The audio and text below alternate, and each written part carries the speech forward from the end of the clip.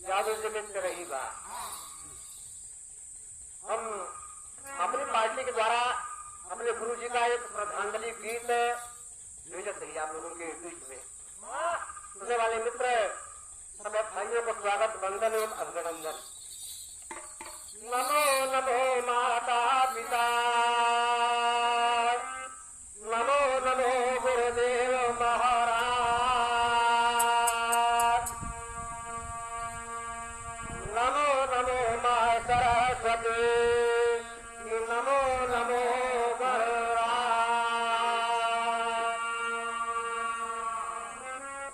गुरु गुरु तो सब कहे पिछला कहे न एक बार सेला कहे कि नाम गुरु करे हो, नाम गुरु करे हो ये जवन गुरु ज्ञान दिया, तेरा चतुर सयान भरी जंगल माता, सागर घर कजराए सुना भाई साधु तेरा, यहाँ गुरु कर नाम चाहे जहाँ रहा लगेगा। लेकिन भैया गुरु से बना चाहो चेला भूला बना चाहते संसार में। आज अपने गुरु के संस्कार में हमारे गीत भाई निधाना होगा, निधाना होगा गुरु जी ने, निधाना होगा गुरु जी ने।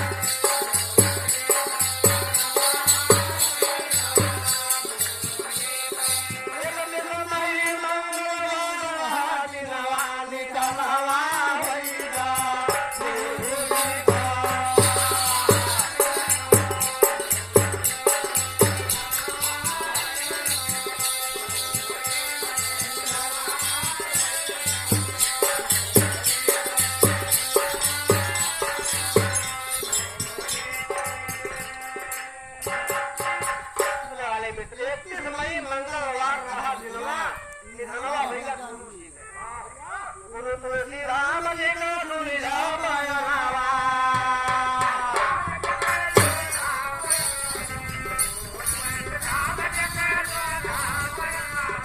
गुरु तुलसी राम जी को सुनिधा पाया नावा,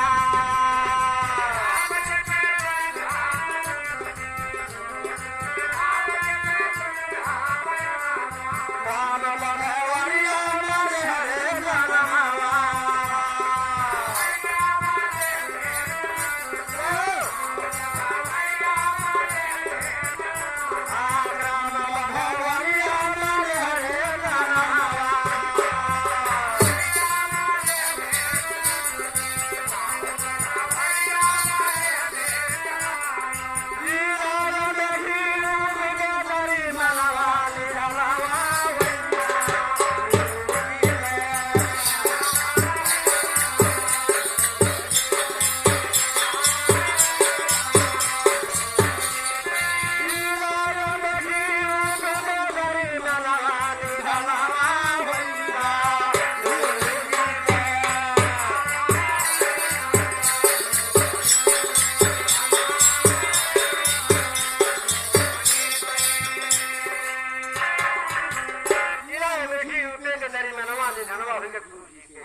आगे का लिखा तो है माता पिता तेरी गौरव नावा,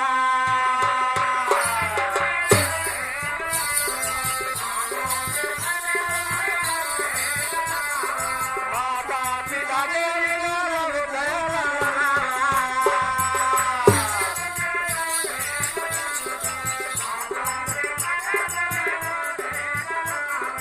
आगे खुशी मामी का बाला बनावा,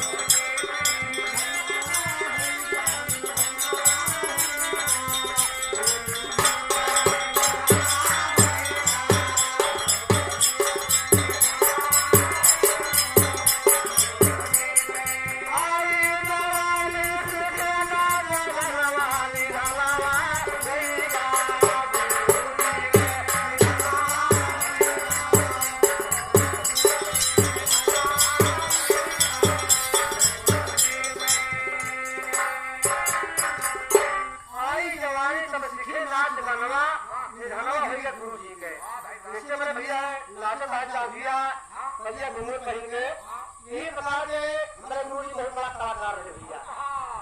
मेरा तो कि उस समय में फली चल रही जगिया बगिया पहले भी फली मार देते रहे कई फली मार रहे भी हमारा नाम रहा बिरहा जगत में रहा भारी नमावा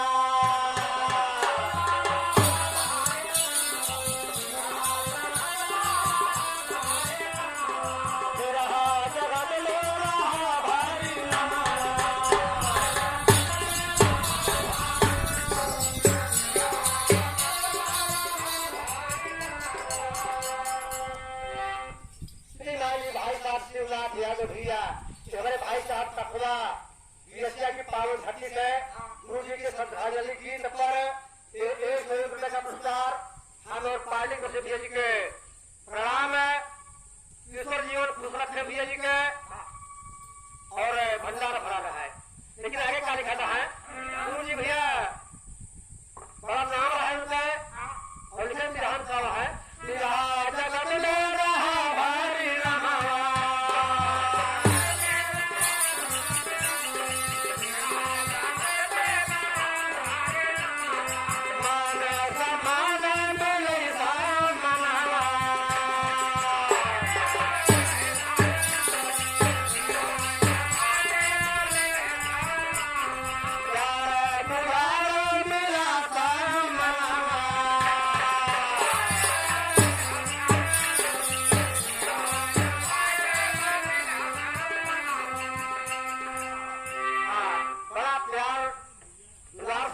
पावत रहे भैया लेकिन उसके बाद क्या होता है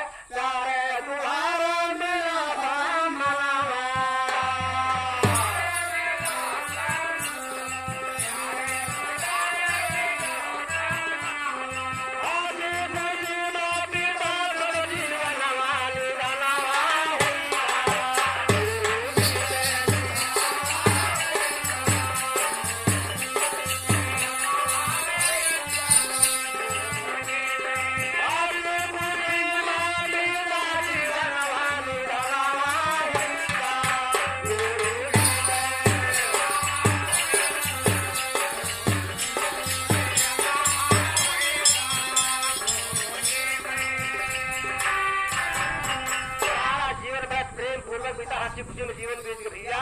लेकिन आगे क्या लिखा है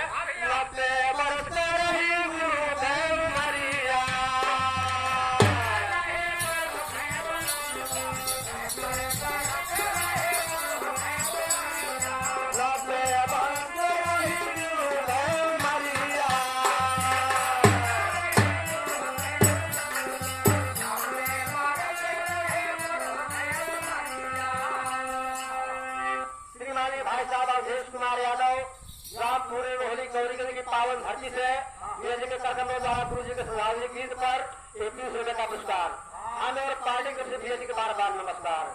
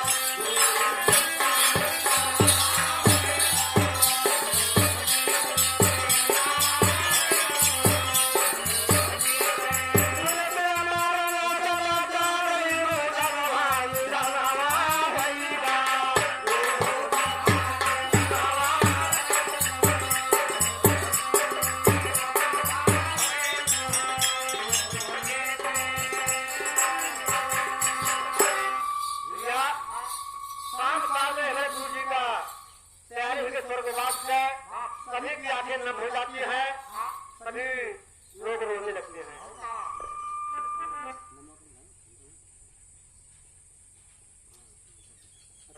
हाँ श्रीमान जी भाई साहब विजय कुमार यादव भैया, हमारे मौसी की लड़का है भैया,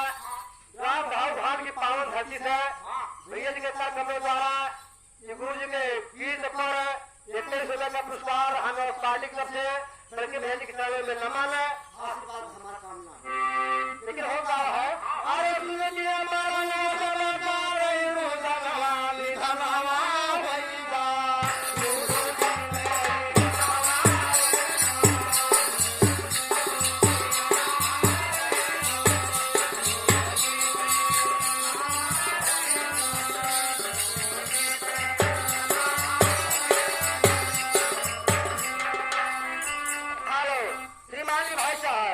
राजेंद्र प्रसाद यादव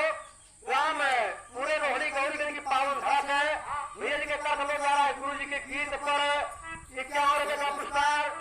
हम और पार्टी को भेज पाता। और दूसरा फिर पुरस्कार श्रीमान जी भाई साहब मंगरू भैया ग्राम धानापुर की पावन धरती से गुरु जी के श्रद्धांजलि गीत पर 51 रुपए का पुरस्कार पार्टी की तरफ से हाजिर धन्यवाद भैया। लेकिन होता है अरे सुन के हमारा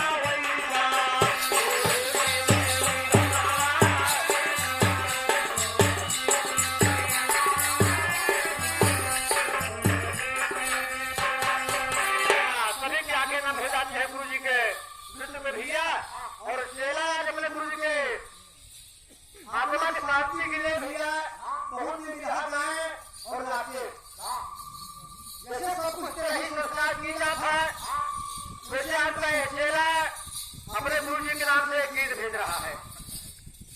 श्रीमान जी भाई साहब राम बहोर यादव मास्टर साहब हमारे गांव बघोरिया के पावन धरती से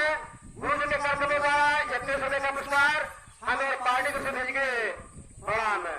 आशीर्वाद हमारा कामना बा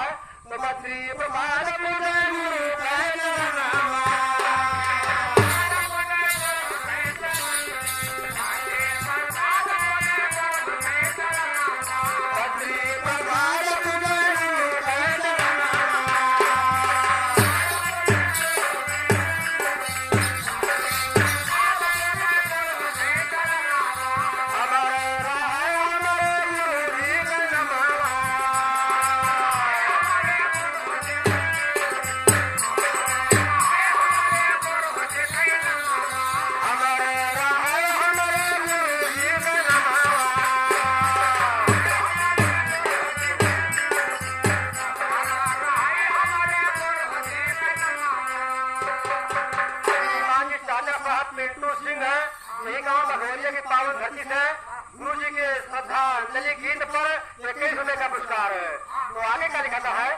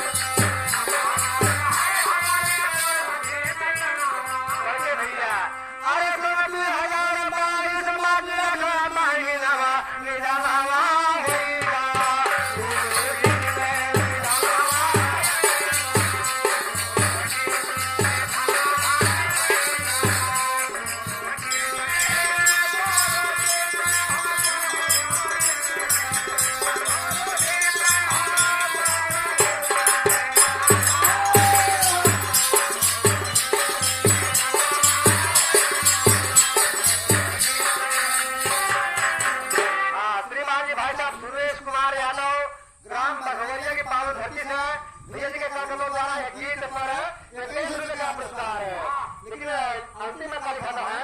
अरे सोना में 1022 बागिया खाता है रानी रनावा होईगा गुरु